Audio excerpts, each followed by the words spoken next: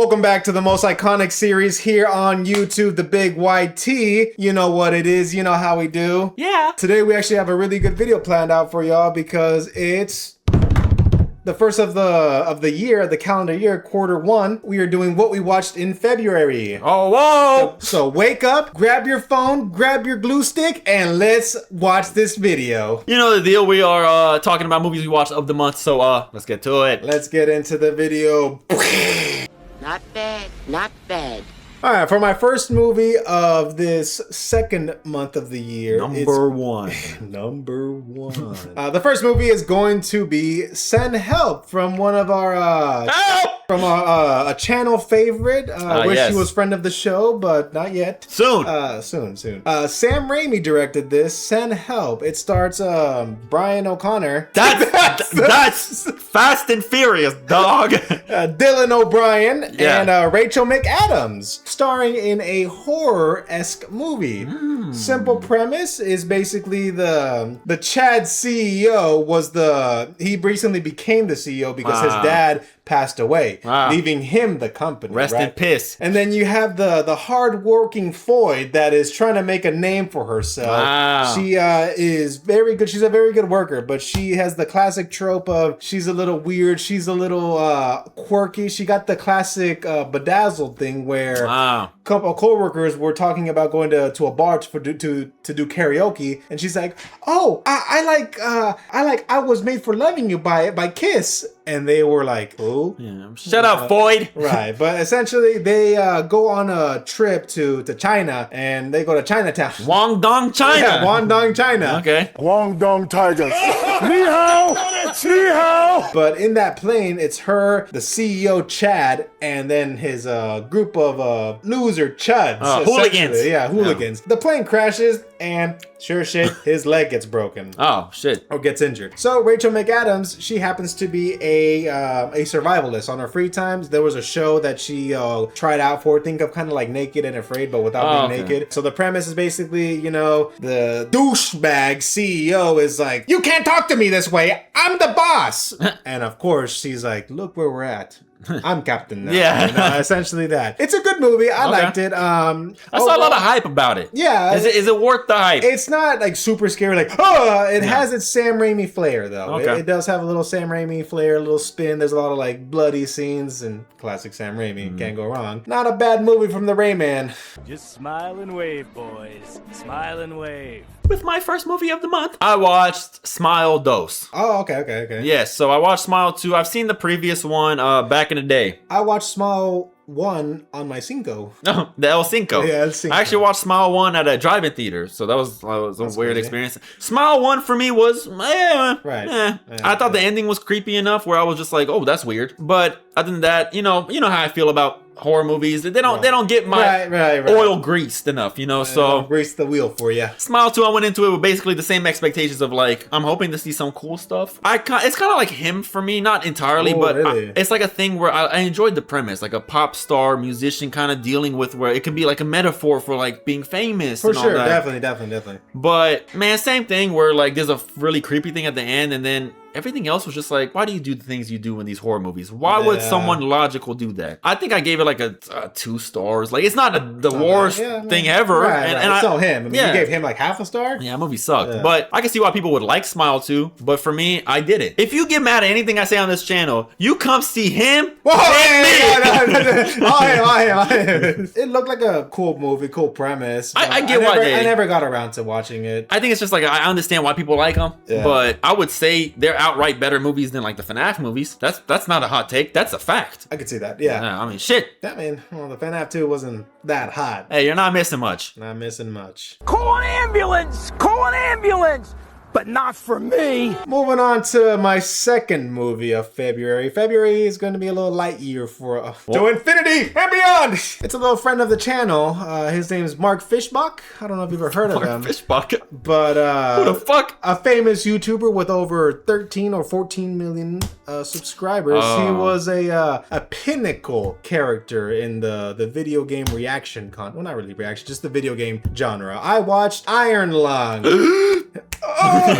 Iron Lung is based off of a indie video game. Essentially, there's a lot of lore, and for me, I've never seen the gameplay from Mark's Iron Lung. I didn't know much about it. But essentially, it's, I guess, in the far future or a distant future, and basically this thing called the Silent Rapture happens, where a bunch of shit just happens and people died and everything. So they're exploring like habitable planets, right? Okay. They go to this like moon this moon, and this moon is covered by mostly like liquid or water, or liquid is liquid, but the liquid is blood, right? So they have to go and send people into basically the depths of the ocean, the blood ocean. Shit. Right? In a submarine called the Iron Lung. The reason why it's called the Iron Lung is because it's not a regulated submarine. It's basically a makeshift rinky-dink submarine where they had to basically weld it shut so no blood will go in. Right? So it's a little horror-esque. It's a horror movie, essentially. One thing to keep in mind, it really is just Mark. It is just Markiplier, but the cool thing is he wrote it and directed it. Would you say for like a YouTuber, he did a pretty good job? Here's the thing, I haven't seen too many YouTube projects, YouTuber movies. I mean, there's Chris Duckman's, Shelby Oaks, haven't gotten around to see that. Hey, but, Spider-Man Lotus. But it's mostly just him. It's really, for the most part, him in a submarine, and he does do his stuff. I mean, he does a good monologue. He very much conveys it. I was worried that it was gonna be like, well, can a YouTuber really have the acting chops? But for what he did, pretty good. Very good production and set design. I will give him that. Even the creator of Iron Lung was in the process of making the movie. So very cool. But nice. For a YouTuber movie, pretty good. I left very like, okay, I kind of wish I knew more about the Iron Lung, but it does a small little thing to kind of, give you some information, some little lore, but it was good. It wasn't anything like, holy shit, I got scared, but it was still a good movie. That's good. A good YouTuber movie, and hey, keep up the good work, Mark. Hey, that's pretty good. And now, for my second movie, I decided to have fun on Valentine's Day by being alone and watching Bones and All. Bones and All stars Timothée Chalamet and Taylor Russell. So Bones and All is about the girl Taylor Russell, and she finds herself in a predicament where she now has to leave her home and her dad and kind of go live on her own. Okay. Meets Timothée Chalamet, who she realizes is like her. And by her, they are cannibals. Oh. Yes. I've definitely never seen this movie. So this movie is about the urge to consume. Yeah, and she doesn't know how to control it. She doesn't understand why she's like that. And then she kind of goes on this journey. She meets Timothy, who is just like her. And you kind of get like a whole romance kind of love thing of like young people figuring out themselves. I see. I think the whole thing about this movie is, I don't think it's a spoiler, but the whole metaphor is like kind of trauma and it being passed down from generation to generation. I did enjoy this movie. I thought it was really good. There was some really creepy moments, and it was like one of those like kind of makes you think movies, and I liked it. I think obviously, do we have to say much about how Timothy acts? Like, nah, I mean, we've already talked about it. Yeah, solidified. And I think Taylor Russell is a really good actress too. I think she does her thing here, and they had some good chemistry. I thought like them being kind of in a similar situation and kind of trying to understand each other, but having different home and upbringings, it was really nice. And I think it's an unconventional romance movie where it's like cannibalism, but yeah, I think it's really good. It's horror-esque. There's some scary moments, some creepy moments, but it's nothing in like that you can't watch for sure. But definitely somewhat of a downer movie. Like, you can't sit there and be like, I came out of that fucking ecstatic, but it's still really good. And I want to check out more of his movies. I know people love challengers, right? Good movie. I thought it was really good. I thought it was shot well, obviously, written well, and yeah, good movie. Nice. Made me happy, made me smile. Nice. For my third and final movie of February. Like I said, folks, it's going to be a light month for me. It was a light month. I watched this movie because I kept on seeing little clips of it popping around here, and I never gotten around to see it, and it piqued my interest. Okay. It is The Green Book. Oh, okay. So with Mahershala Ali and Viggo Mortensen. Viggo is the classic Italian guy. He's not tied into the mob. This movie is based on like a real story. Oh, okay. Right. It's at a time, it's like probably 1950s. Segregation was still a thing. Okay. And obviously Mahershala Ali plays a doctor. He's a doctor, but not in the cough for me, not that type of doctor. He is a musician, right? Very famous, very esteemed, and very talented musician. He does kind of like classical music, like on the piano. So Viggo is this Italian that he was a bouncer almost at this like nightclub, but he was your typical Italian machismo guy. Essentially, essentially he gets recruited by Mahershala Ali, Dr. Shirley. He gets recruited by Dr. Shirley to drive him. He's basically doing a tour, kind of not a world tour, but like a country tour. But he's going to the South. And, you know, at the time they didn't really like him. So it plays off of the whole thing that it's the black passenger and the driver is an Italian guy, which is white passing, right? Yeah. So that's their whole dynamic. Just got around to finally watching it, and a very good watch. If you wanted some like a feel-good movie. No, Mahershala is a great actor, and like kind of sucks that we might never see him play Blade, but yeah, even watching that, I mean, I think he's got range. I mean, he's a great actor. That Moonlight. Yeah, I haven't seen Moonlight. So, me neither. Yeah. Me neither. Like Jurassic World Rebirth. I didn't even know he was in that. Yeah, he is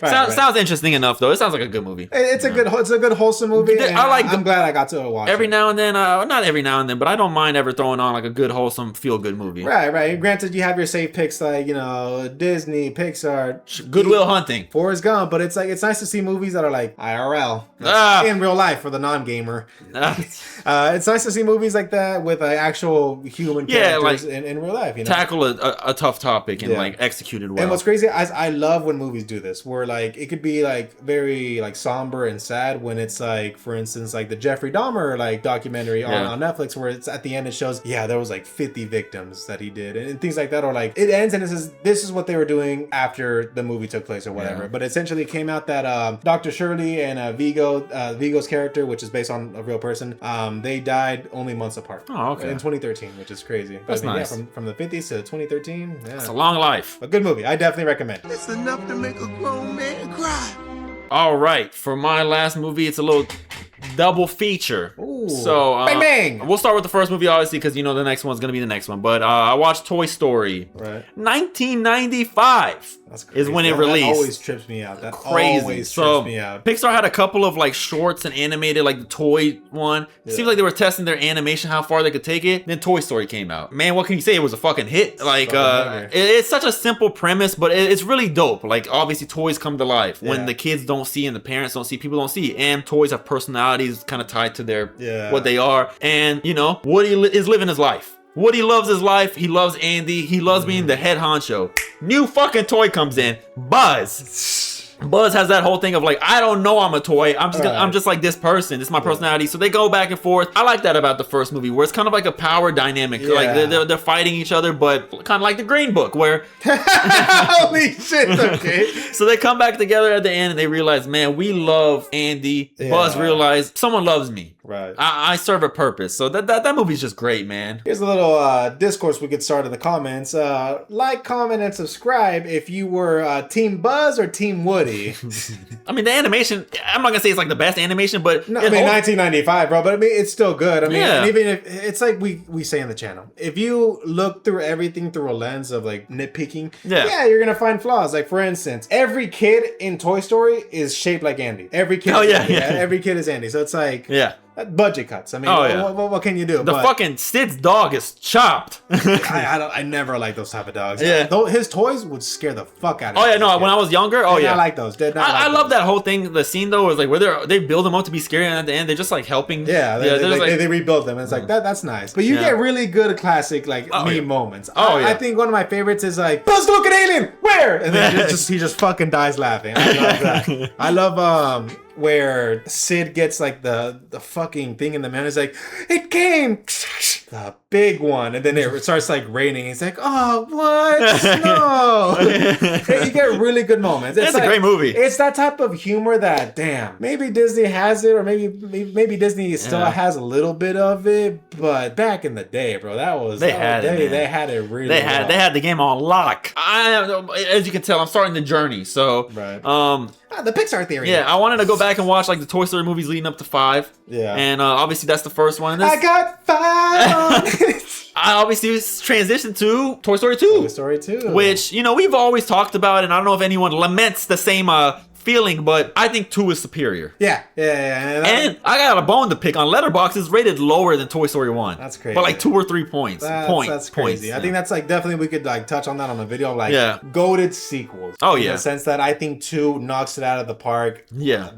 I like 2 a little bit better. I think 2 kind of has better like quips and like the jokes that kind of dies. Yeah. And I think I enjoyed the whole dynamic of Woody and the prospector and Jesse. Yeah. And What's the dog's name? Bullseye. Bullseye. It's a horse. Yeah. Yes. Oh, well, yeah, it is a horse. Easy. Yeah. But I like their dynamic and how like they're basically like, we want to be loved. We're jealous of you, Woody, because you are loved. Right. And you're kind of leaving us out to dry. And like that whole scene and everything wrapping up in that movie, and just like I think like at the time, like when I was watching like the Jesse scene where it's like just her kind of lamenting and just like I downloaded that song. That song's sad, it's bro. sad as fuck, but it's like, damn. I remember like watching that. I'm like, damn, I feel for her. Oh like, yeah. That's tough. That's really tough. Very. It's just like, this is what I enjoy about kids movies. I'm sure you feel the same way, and whoever's watching feels the same way. When kids movies can take adult topics, and break it down to where it's still entertaining for kids, and they can understand it, but also you're like, that hit. That's some real shit right there. Goated. A goated fucking movie, and I like it because I don't know if 1 did this, but I like the bloopers at the end. It did, yeah. Amazing. I don't know if 1 did, but yeah. 2 is goated. Great movie, man. It expands the world. It introduces characters in a good, delightful Meaningful way. characters. Characters.